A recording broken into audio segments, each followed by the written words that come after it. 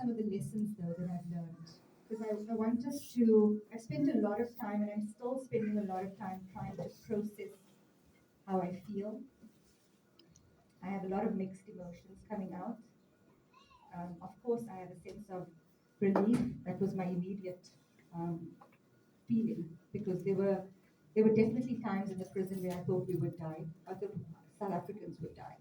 Um, so there was definitely a sense of relief.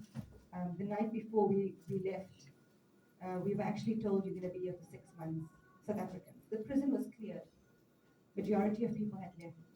All global north had left.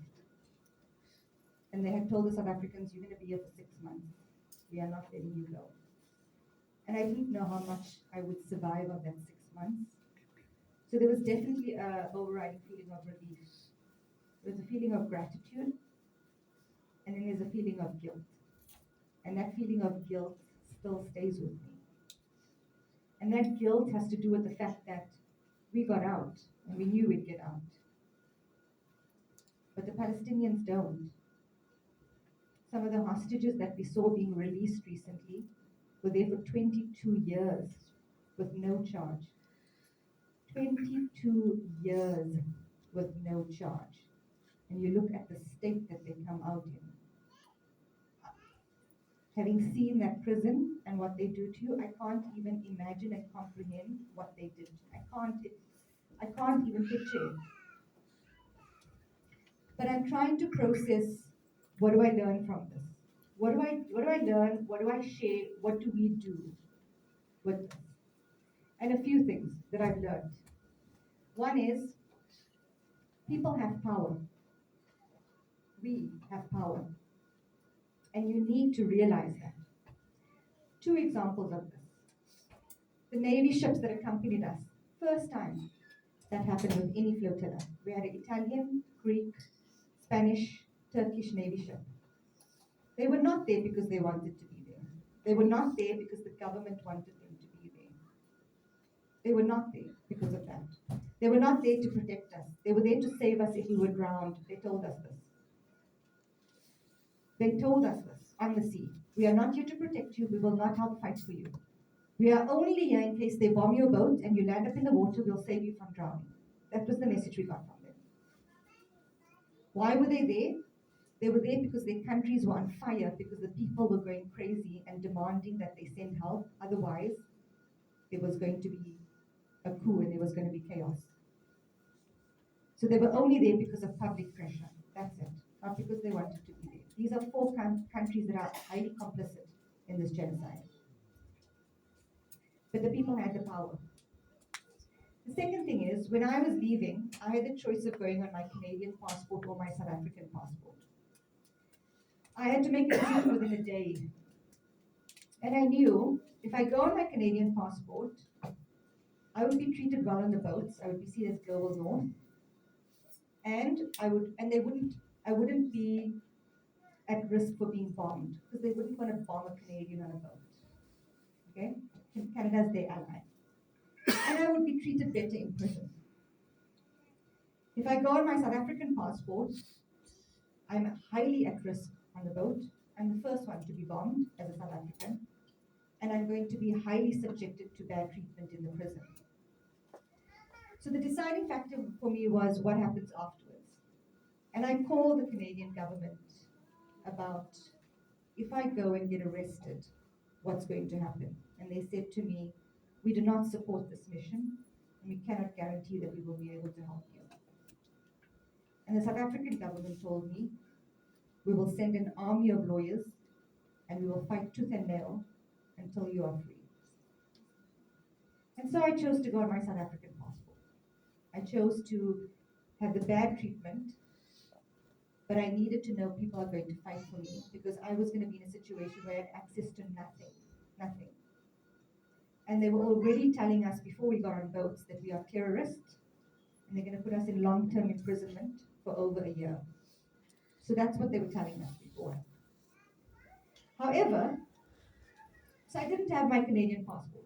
However, when I was in prison, from day one, some of the global north folks, the Europeans, the Americans, the Australians, all got to see their consular services from day one and every single day after that. And every time when they would walk past my cell, after they came back from their visits, they would tell me, the Canadian government's here for you. They are looking for you by name. They're outside and they're calling your name. Every day they would tell me this. And so I would tell the guards, the soldiers, the Canadian government is here for me. They're calling my name. And they said, we know. But you are not Canadian here. You are South African. So we are not going to allow you out. You chose the wrong passport. So they didn't let me see the government. But every single day they came. Eventually, when I did get out and I got into the Jordanian border, they dropped us. We didn't get to fly out. They dropped us to the border. Everybody else flew out. And we were literally dumped at the border, just outside the border. And the consular services was notified, and eventually our embassy came. And the ambassador, the South African ambassador, came to me and said, can you please phone your Canadian government? I have his number. Please, they're calling me every day for you. So I phoned him and he said, are you okay? What can we do for you? Do you need a flight home? Do you need a car ride? Can I buy you clothes? Can I buy you food? And I kept saying, no, they've arranged. The South African government has arranged. And he kept saying to me, I need to do something for you. And I said, I called you guys before and you told me you can't help me. What's changed?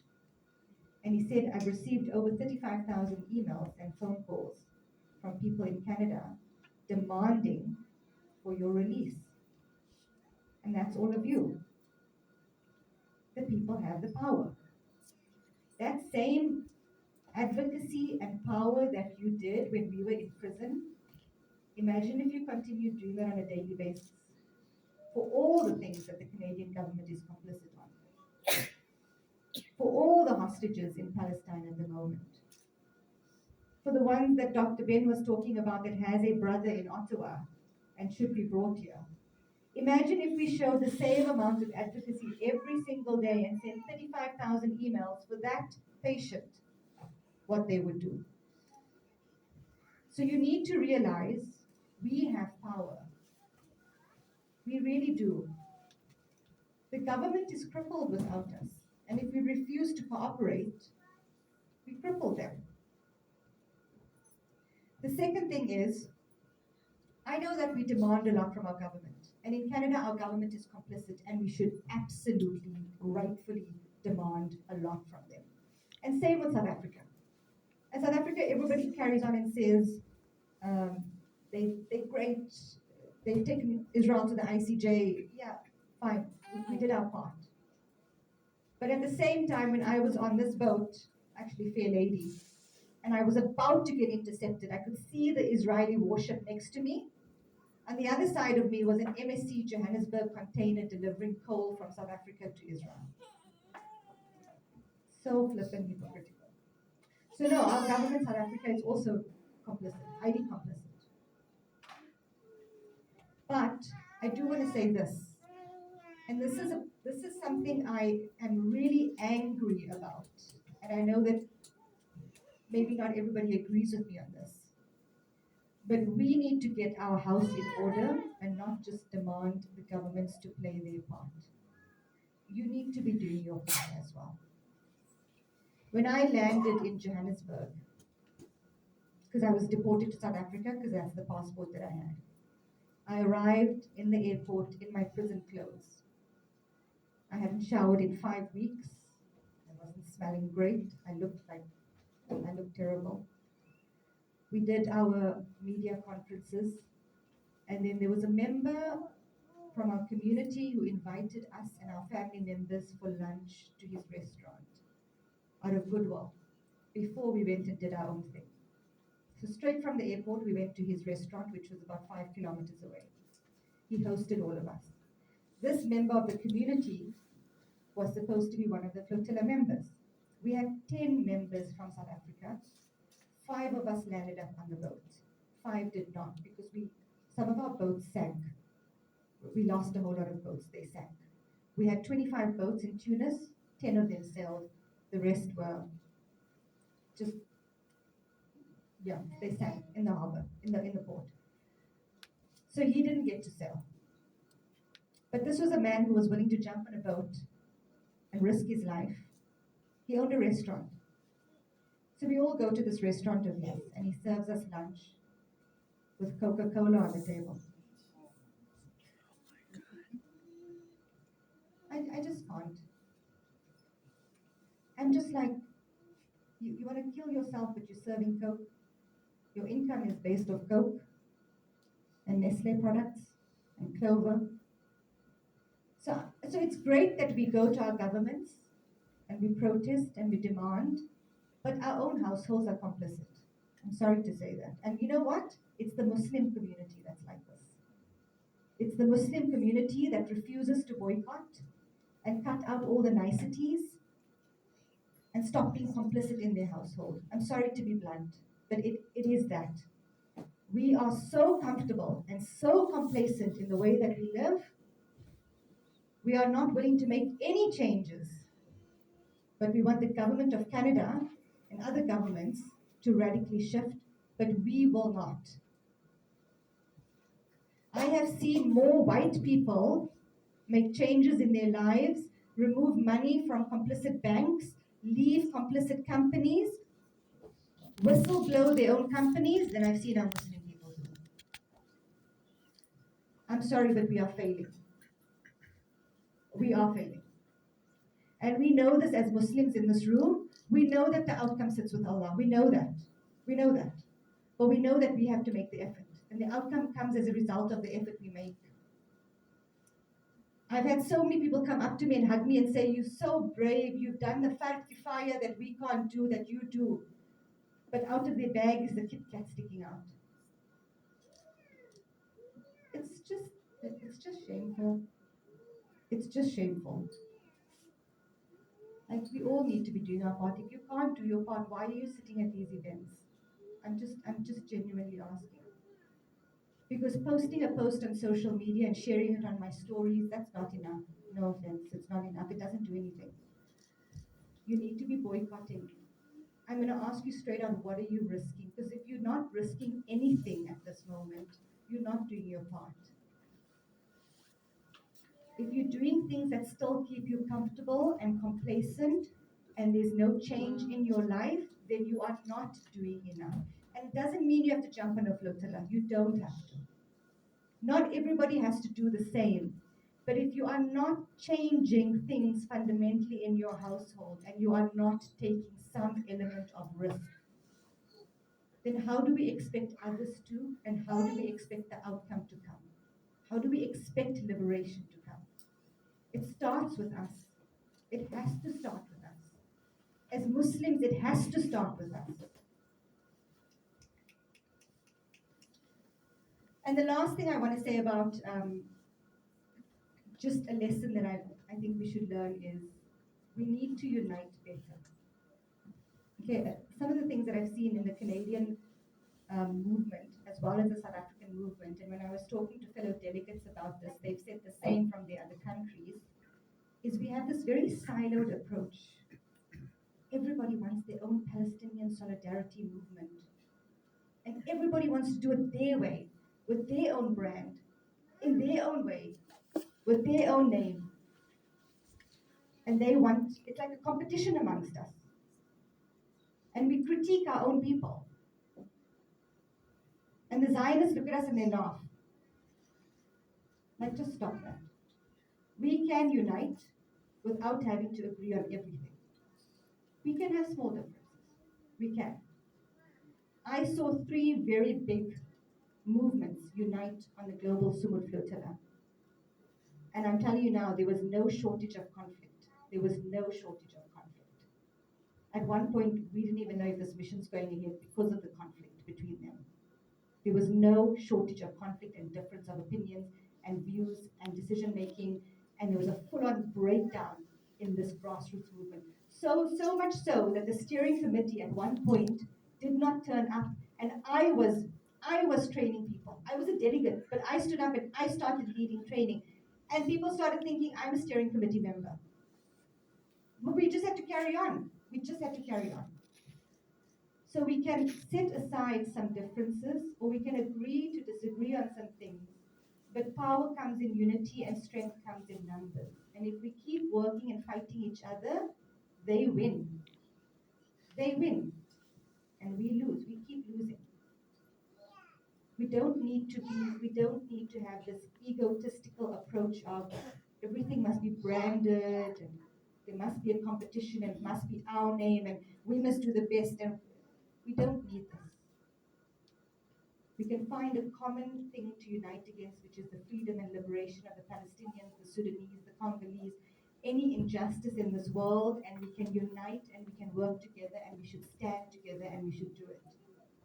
And if we don't agree on everything, that's okay. But we need to stop infighting. There's so much infighting in our communities. We spend so much time infighting in our communities that we lose sight of what we're trying to fight for.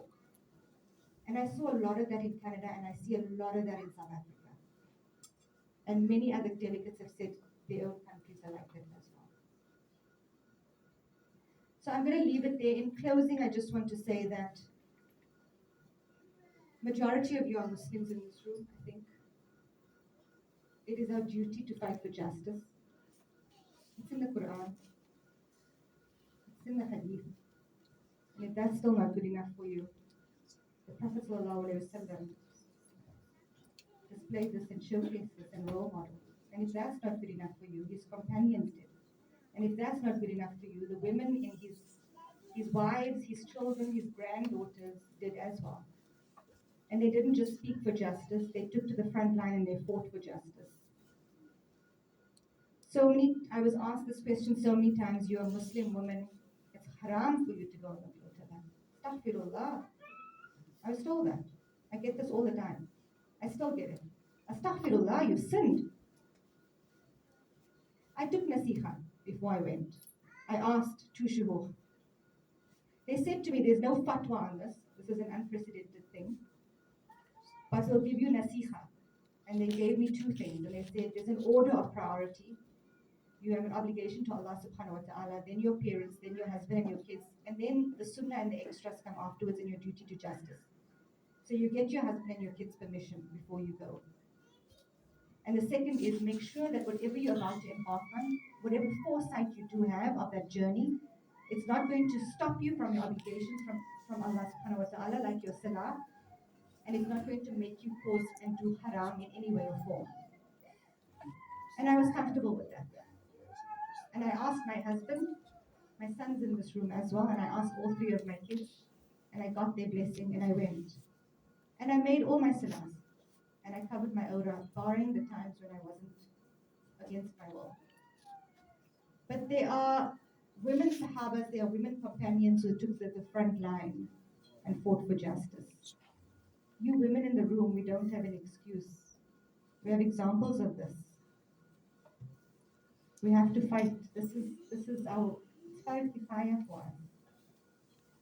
I ask people, when you're standing there on the day of judgment, you don't want to give up your dunya things, but by doing that, you're giving up your akhirah. Just really think about that. So I'm going to leave it there because I think I've gone way over time. But jazakallah khair.